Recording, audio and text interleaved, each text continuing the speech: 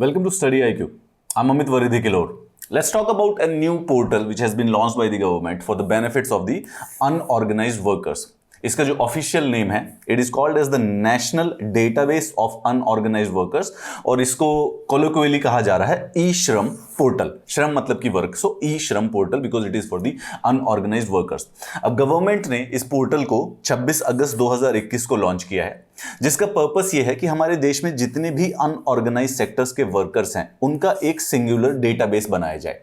हमारे देश में जो अनऑर्गेनाइज्ड वर्कर्स होते हैं वो एक स्टेट से दूसरे स्टेट तक माइग्रेट करते रहते हैं, तो कई बार जो सोशल सेक्टर स्कीम्स स्पेसिफिकली उनके बेनिफिट्स के लिए बनाई जाती है उनको मिलने में इस बात से मुश्किल होती है. तो बिहार से कोई काम करने के लिए अगर दिल्ली में आ जाता है तो उसके पास ऐसे कोई डॉक्यूमेंट्स नहीं होते हैं कि जो उसके बेनिफिट के लिए स्कीम्स हैं वो बेसिकली उसको दिल्ली में मिल जाएं जो कि उसके लिए बिहार में है.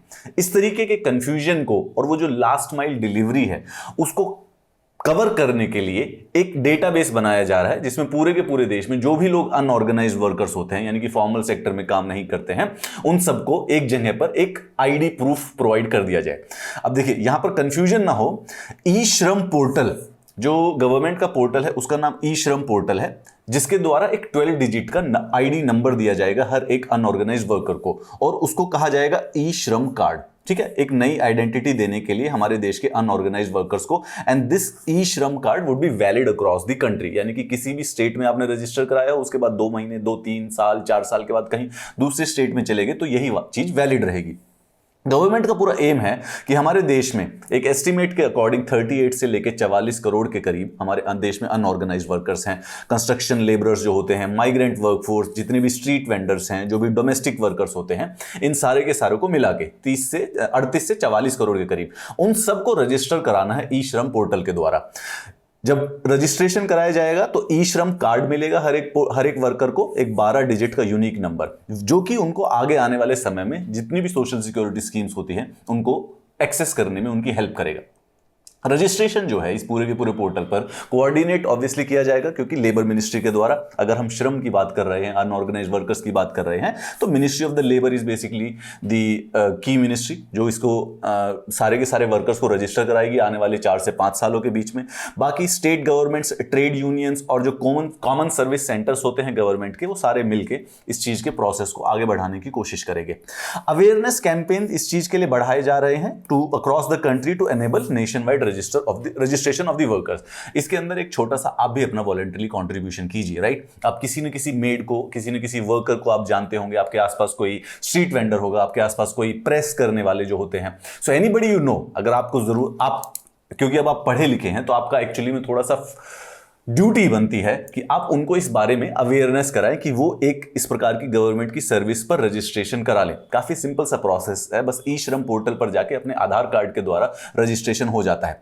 अब ये जो पोर्टल है जैसे ही लॉन्च होगा लोगों ने अपने रजिस्ट्रेशन करवाना स्टार्ट कर दिए हैं. जिन लोगों के पास फोन नहीं है या कोई और बात है, इंटरनेट एक्सेस नहीं कर पाते, उनके लिए एक नेशनल टोल फ्री नंबर है 14434 जो कि लॉन्च इसी पोर्टल के साथ किया गया है. एंड वर्कर्स को अगर रजिस्ट्रेशन से द्वारा कोई स्पेसिफिक क्वेरीज है तो उसको आंसर इस टोल फ्री नंबर के द्वारा कर दिया जाएगा.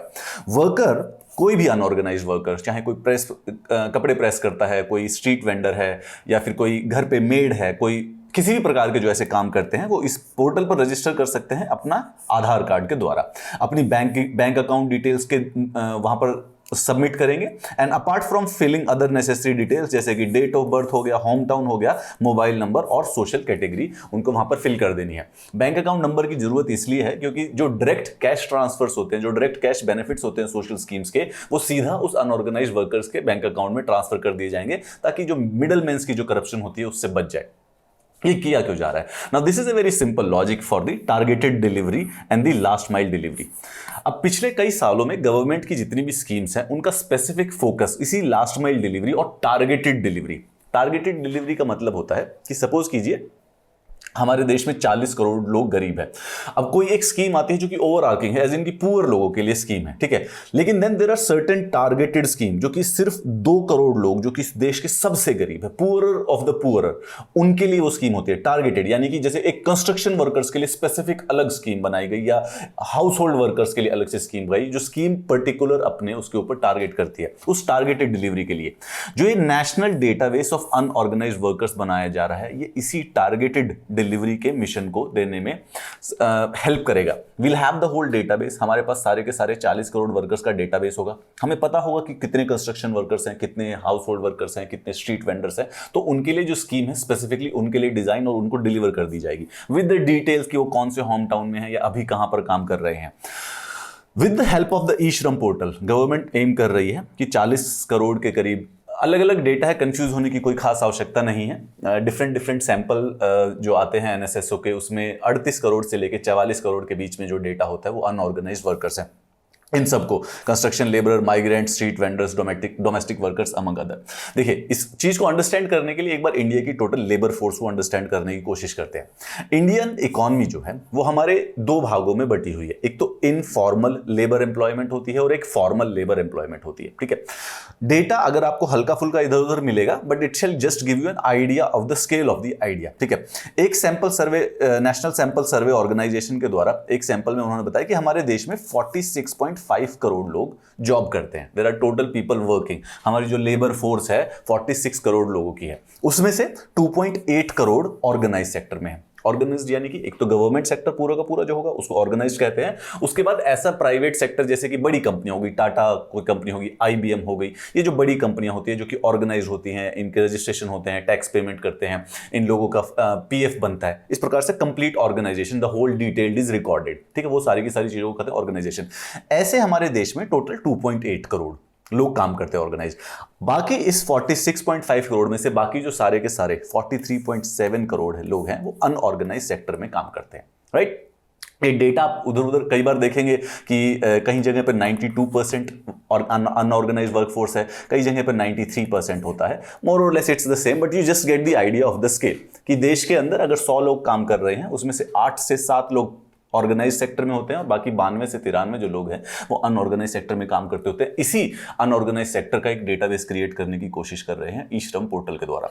Of this workers there are 24.6 workers जो कि एग्रीकल्चर सेक्टर में काम करते हैं। ठीक है, तो अप्रोक्सीमेटली 43 करोड़ में से 24 करोड़ लोग तो एग्रीकल्चर सेक्टर में लेबर का काम करते हैं। उसके बाद 4.4 करोड़ कंस्ट्रक्शन वर्क करते हैं, बाकी मैन्युफैक्चरिंग में है, सर्विस में है, मेड है, हाउस वर्क है, डोमेस्टिक वर्कर्स है।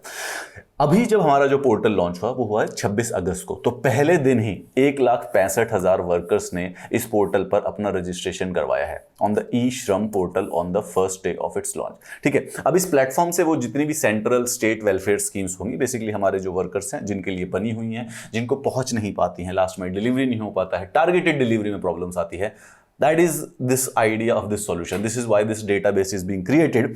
जो भी वर्कर्स, अब देखो फायदा क्या क्या है, अगर आप अपने किसी जानने में किसी को बताएं तो what will you tell them? उसका फायदा है जो वर्कर्स यहां पर रजिस्टर कर रहे हैं इस पोर्टल पर, they will be given accidental insurance cover. ठीक है, तो रजिस्ट्रेशन का एक सिंपल फायदा ये है कि कोई वर्कर्स का कहीं पर किसी प्रकार से कोई एक्सीडेंट हो गया, which usually happens in day to day life, तो इंश्योरेंस कराना कंपलसरी होता है, होना चाहिए, मतलब it should be like compulsory, help मिलती है उससे, कभी कोई अननोन फाइनेंशियल इवेंट आ जाता है।